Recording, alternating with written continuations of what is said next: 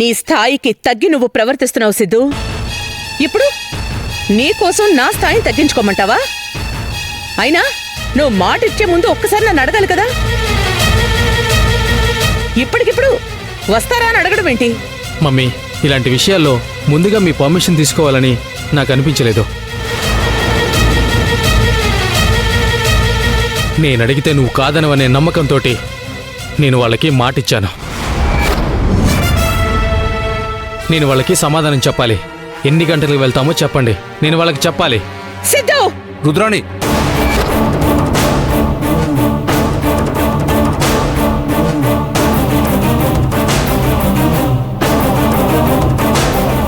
అన్నీ నువ్వే ఫిక్స్ చేసావు కదా, ఆ టైం కూడా నువ్వే ఫిక్స్ చేసి చెప్పు. That's okay. రే,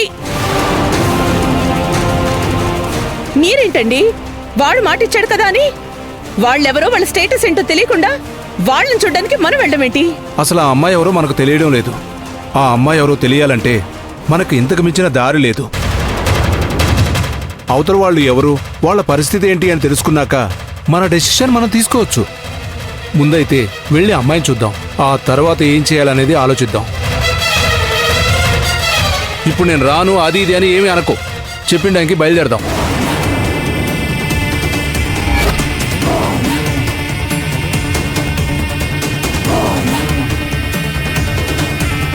జరగకూడదు, అలా జరగకూడదు.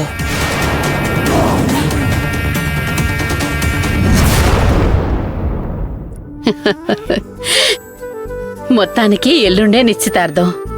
పోన్లేరా, మంచి సంబంధం కుదిరింది మన శౌర్యకి. కళ్యాణం వచ్చినా కక్కొచ్చినా ఆగదంటారు. కనీసం మనం ఒక సంబంధం చూడాలనుకోకముందే వాళ్ళు రావడం, వాళ్లే సంబంధం అడగడం, ఏమైనా మన శౌర్య అదృష్టవంతురాలే.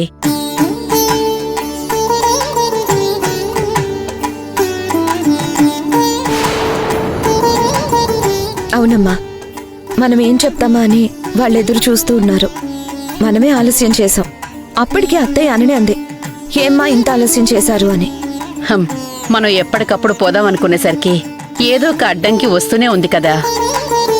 సుజాత ఏమైనా నొచ్చుకుందా ఏంటి? లేదులేమ్మా, అత్తయ్యకి సర్ది చెప్పాం, ఎవరూ ఏమీ అనుకోలేదు. కాకపోతే కొంచెం ముందొచ్చుంటే మాకు సంతోషంగా ఉండేది కదా అన్నారు. నిశ్చితార్థం ఖాయమైందంటే పెళ్లి కూడా ఖాయమైనట్టే. ఈ క్షణం నుంచి మన ఇంటికి పెళ్లి కళ మొదలైనట్టే.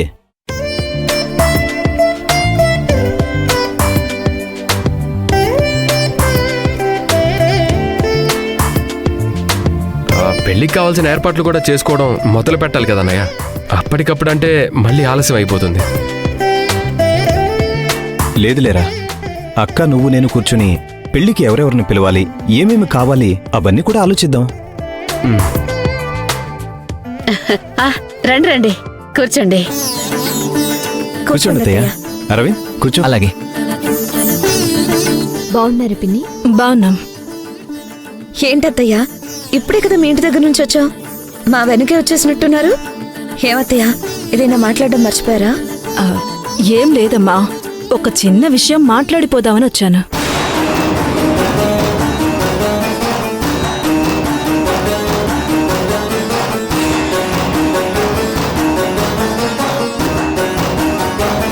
నిజానికి వచ్చిన తర్వాత మాకు గుర్తొచ్చింది అత్తయ్య. అరవింద్తో శౌర్య పెళ్లి చేయడానికి మాకిష్టమే అని చెప్పాము. నిశ్చితార్థం ఎల్లుండి అనుకున్నాం, కానీ పెళ్లికి సంబంధించిన ముఖ్యమైన విషయాలు మాట్లాడడం మర్చిపోయాం. ఏంటమ్మా అది? అమ్మాయికి పుట్టింటి తరపున మేమిస్తాం, మీకేం కావాలనేది ఒక మాట ముందే అనుకుంటే బాగుంటుంది కదా. చచా, కట్నం కోసం ఆశపడతామనుకుంటున్నారా మీరు? ఇదేమైనా పరాయి వాళ్ల సంబంధమా? స్వయానా మా అన్న కూతురు. మీ దగ్గర కట్న కానుకల కోసం ఎదురు చూస్తానని ఎలా అనుకున్నారు?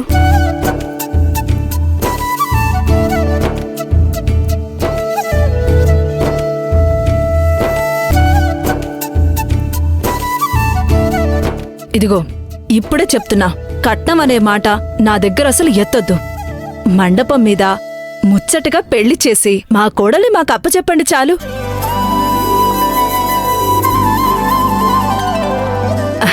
అంతకు మించి మీ నుంచి మేమేమీ కోరుకోవడం లేదు. అయినా మాకే కావలసినంతుంది. ఇంకా కట్న కానుకలు తీసుకుని మేమేం చేసుకుంటాం? మాకు కావలసింది మంచి కోడలు మాత్రమే.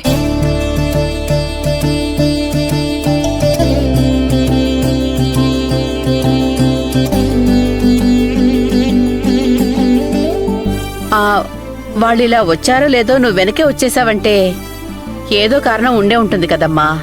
ఏ పని మీదొచ్చావు? ఏం లేదొదినా, నా కోడలికి ఒకటి ఇచ్చిపోదామని వచ్చాను.